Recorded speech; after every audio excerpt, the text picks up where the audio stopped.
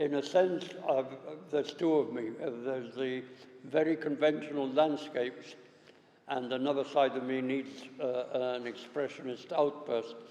And there's plenty of examples of both. So this is your life's work, would you say? If someone walked around, they'd be able to kind of get a sense through what you were going through in certain points in your life whilst painting them? Yes, there are some landscapes, two behind me there. One of them is called Land, and the other one is called Metamorphic Landscape.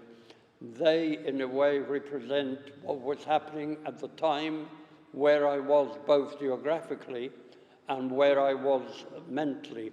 The one called Land I painted when Gibraltar felt very threatened when it came up before the United Nations, etc.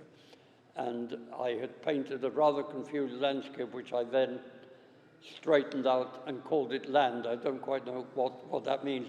And the one which I think is beside it, the green metamorphic landscape, was the first painting I did when my wife and I moved to England, back to Brighton, where I had been a student, where I taught for 20 years. And it was a kind of change, confusion, not quite knowing where I stood. You know. What are you hoping people walk away with from this exhibition?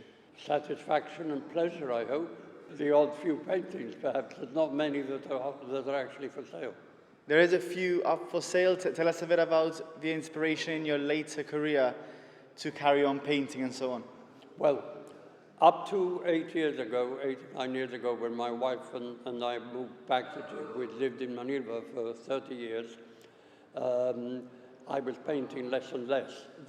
The last painting I completed next door, there is one of a church in a village, in one of the villages on the way to Ronda.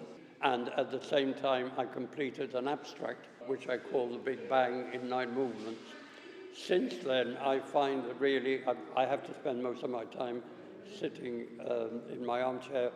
I have been making cardboard models like the ones in the corner there. It's much, pottery I had to give up because pottery is very messy. You have to move around a lot. I gave up most of my pottery equipment when we moved back.